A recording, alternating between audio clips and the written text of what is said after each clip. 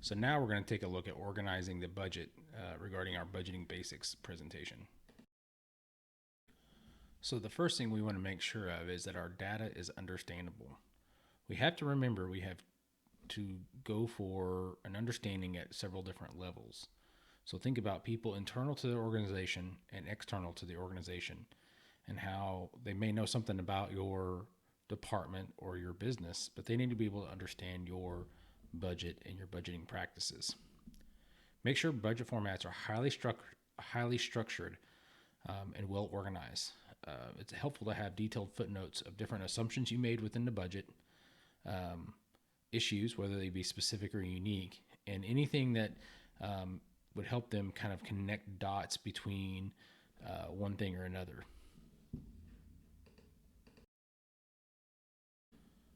So let's take a look at an example from our previous presentation. We talked about the new program.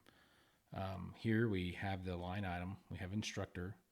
We only have one instructor for this class, so we'll say one.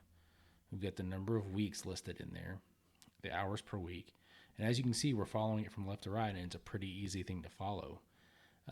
Hours per week, rate of pay, and then total cost. And then below that, we have a formula saying 1 times 6 times 3 times 11.5. So somebody can pick this up and read it and understand it relatively easily. So budget planning can become really complex as programs and services give you more information and more details, and it, as well as your organization or department grows or the budget grows with them. What you want to do is you want to start with what information you do know. And then you want to organize it based on expenses and income or projected income. And then you want to determine the cost of the programs. So this can include instructors, supplies, rentals, administration, and stuff like that. So let's look at a program budget. And you're going to have a program budget due for one of your assignments. So this is kind of what we're looking at here. And so we've got different things related to our program. Let's just say this is program B, right? So within program B, we have an instructor, a dance coordinator, and a room rental are our cost centers. So this is what we have to pay for in order to facilitate this program. What we do is we can look at how many instructors do we need. We have one. We need them for 12 classes, 8 weeks, and then 1 hour per week per class. So overall, we're looking at a rate of pay of $18 per hour. So what we do is we can just go across 1 times 12 times 8 times 1 times 18. So this is kind of following that formula across. And we can do that with each one. So we do that with everything that's a cost for that program. We go through the line item and add them up to the right. And then overall, at the bottom, we can say our program cost is all of those totals combined. So the total cost of the instructor, the dance coordinator, and room rental is there at the right. So 1,700, 576, 768, right? And then we add all those up, and then voila, we got our total program cost. We want to make sure the data is structured on a combined worksheet depicting the entire program expenses by the category. So we want to give them the entire picture really concisely. We don't want to have expenses for the program broken up across different sheets. So in the previous example, an additional column may be added titled number of meetings per week, so that we have another line there, and then we can go with that. And then the detailed data allows a budget preparer to show where actual expenses are made. So we can look at indirect costs too. We didn't have those in there, but we can look at indirect costs for utilities, special services, and stuff like that.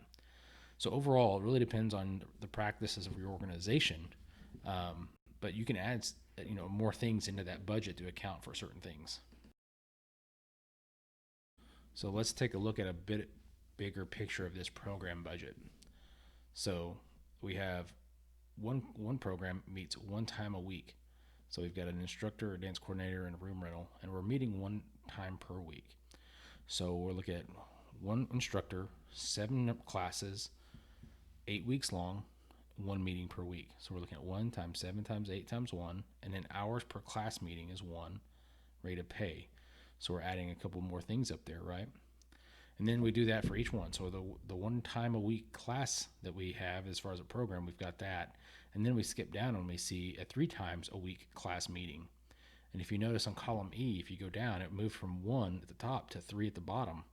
and look at how our numbers change across the board, right? So we've got one instructor, we have 5 classes. This is 5 different classes that meet 3 times a week. They're 8 weeks long. There's 3 meetings per week instead of 1, and then 1 hour per meeting. And then we got the same amount as far as 18, 6, and 8 as far as percents. And then we can go all the way down at the bottom. You can see indirect cost. And so what we do here, and we had those up at the other one as well, is we say it's 12.5% of the total. So at the top, we say it's 12.5% of $1,792. So the indirect costs are going to be $224. That's going to be like utilities, administration, copying, water, all that kind of stuff, right? And then we do the same at the bottom. We save 12.5% of the $3,840. You get $480. So then we can add it all together. We can say, hey, the total cost of all of this programming is $6,336. And that's it for organizing the budget in our budgeting basics.